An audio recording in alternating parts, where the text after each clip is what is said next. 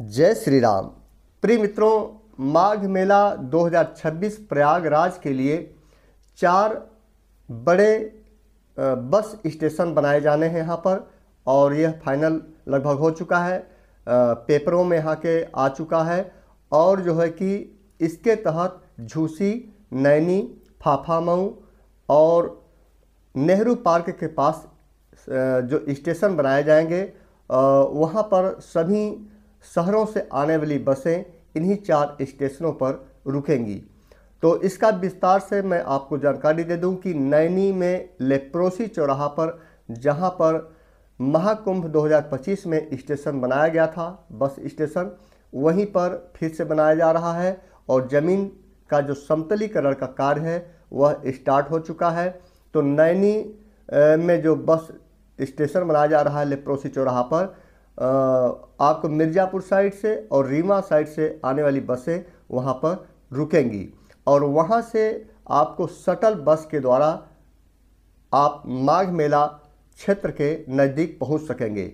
शहर में शटल बसें चलेंगी, और वहीं पर जो दूसरा बस स्टेशन होगा वह नेहरू पार्क के पास होगा, जो कानपुर, कौशाम्बी और दिल्ली साइड से आने वाली बसों के लिए होगा। वहाँ पर बस स्टेशन पर नेहरू पार्क के पास रोकी जाएंगी, और वहाँ से शटल बस के द्वारा जो है कि माघ मेला एरिया तक आप आ सकेंगे। ऑटो, ई रिक्शा का भी प्रयोग आप लोग कर सकेंगे। वहीं पर तीसरा जो बस स्टेशन है, अस्थायी बस स्टेशन, बेला कछार फाफामऊ में बनाया जा रहा है, और वहाँ पर भी ज़मीन समतली का कार्य लगभग पूरा हो चुका है, और अब जो है कि आगे का कार्य वहाँ पर किया जा रहा है। और जो सुल्तानपुर, प्रतापगढ़, बहराइच और लखनऊ साइड से आने वाली बसें होंगी वह बेला कछार में रुकेंगी, और वहाँ से शटल बस की सेवा आपको माघ मेला तक मिलेगी।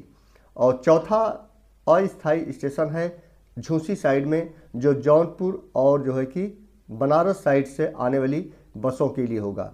तो ये सूचना मैं आप लोगों को इसलिए बता दे रहा हूँ ताकि जो है कि आप अपने आप में प्रिपेयर रखें, अपने आप को तैयार रखें उस हिसाब से यात्रा करने के लिए, जिससे कि आपको एकाएक कोई जानकारी मिलती है तो आपको थोड़ी असमंजसता स्थापित करनी पड़ती है।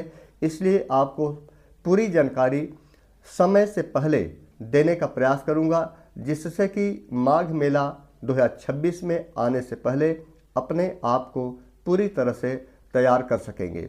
लेकिन जो 3000, आपको बता दूं कि 3800 बसों का संचालन इस बार किया जाना है, जो माघ मेला की दृष्टि से बहुत ही ज़्यादा हैं। तो हमें नहीं लगता कि किसी शहर से आने में कोई किसी को दिक्कत होगी यदि बस सेवा का आप जो है कि सहारा लेते हैं। इसके अतिरिक्त जो आप लोग निजी वाहन से आते हैं, अभी उस संदर्भ में कोई गाइडलाइन नहीं आया है कि जो निजी वाहन हैं वह कहां तक आएंगे।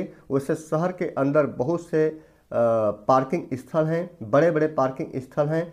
तो इस बार जो श्रद्धालुओं के आने की उम्मीद है प्रशासन के द्वारा, वह लगभग 20 से 25 करोड़ के श्रद्धालुओं के आने की उम्मीद है पूरे मेला के दौरान।